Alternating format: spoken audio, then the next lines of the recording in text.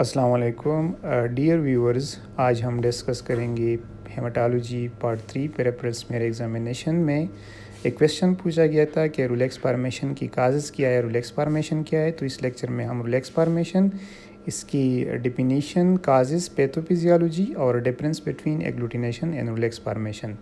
Screen پہ آپ لوگ دیکھ رہے پیراپرل سمیئر یعنی سلائڈ آپ لوگ دیکھ رہے ہیں، جس میں آر بی سی ایک دوسرے سے بالکل سپریٹ ہے، اس کی ممبرین کے درمیان سپیس بہت زیادہ ہے. لیکن اگر ایسے آر بی سیز آپ نوٹ کرتے ہیں مور دین 3 اور 4 کہ وہ ایک دوسرے کے اوپر آ جائے لینئر پیٹرن پہ اور برانچ پیٹرن پہ، جسٹ لائک اسٹیک اپ کائنز، تو پھر ہم اس کو رولیکس فارمیشن کہتے ہیں.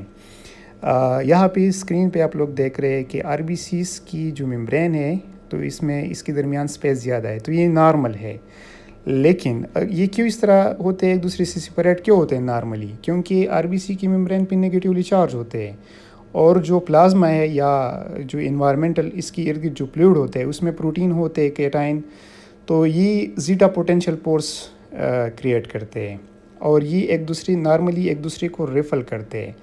لیکن کچھ ایسی کنڈیشن آ جاتے ہیں جس میں پازیٹیولی چارج پروٹین یعنی فائبرینوجن اور امیونوگلوبولین بڑھ جاتے ہیں پلازما میں، اور اس کی وجہ سے زیٹا پوٹینشیل فورس کم ہو جاتے ہیں اور as a result E S R بھی ریز آ جاتے ہیں.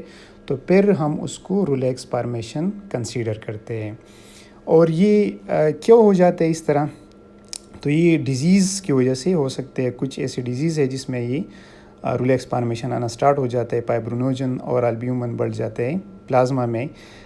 نیکسٹ یہ جو پکچر میں آپ لوگوں کو دکھا رہا ہوں، اس میں آپ لوگ دیکھ سکتے ہیں کہ R B C negatively charge ہیں، انوائرمنٹ یعنی فلوئڈ میں پلازما میں پازیٹیولی چارج ہیں.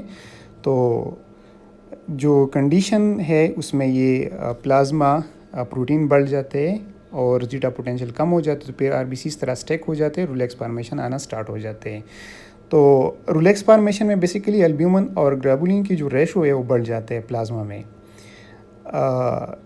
ایسی کون سی کنڈیشن ہے جو کہ اس رولیکس فارمیشن سے ریلیٹڈ ہے؟ تو انفلیمیٹری رسپانس ہے، ایکیوٹ پیز ریئیکشن ہوتا ہے، ملٹیپل مائلوما ہے، ملیگننٹ لیمفوما ہے.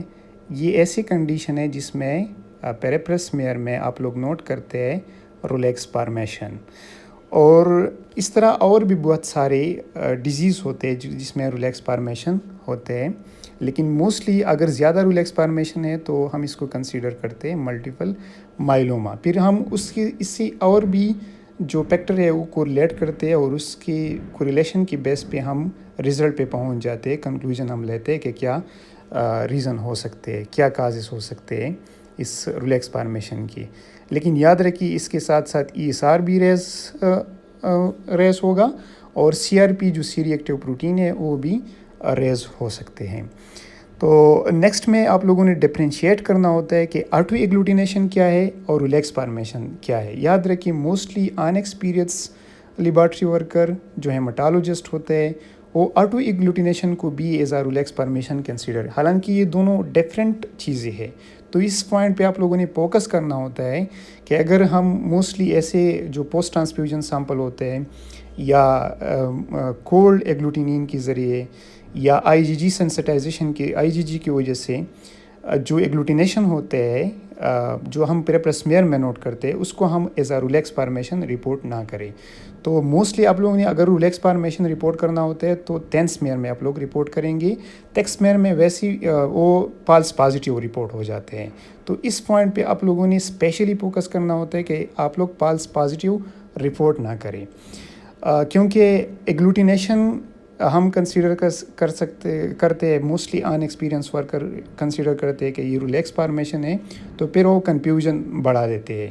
تو کولڈ ایگلوٹینیشن یا کولڈ ریئیکٹنگ ایل اینٹی باڈی جیسے کہ ایبیو اینٹی باڈی ہو گیا یا پی اینٹیجن ہو گیا، اس کی وجہ سے ایگلوٹینیشن آ جاتے ہیں. تو یاد رکھیے کہ آپ لوگوں نے ان دونوں کو ڈفرینشیٹ کرنا ہوتا ہے، اس پوائنٹ پہ آپ لوگوں نے فوکس کرنا ہوتا ہے. اور پھر ہم رولیکس فارمیشن کو رپورٹ کس طرح کریں گے؟ تو پھر ہم اس کو گریڈ کرتے ہیں 1+2+3+، ہم ڈپینڈ کریں سلائڈ پہ کہ آپ لوگ کتنے آر بی سیز نوٹ کرتے ہیں. تو that's was all about today rouleaux formation. Hope you will understand well and thank you for watching.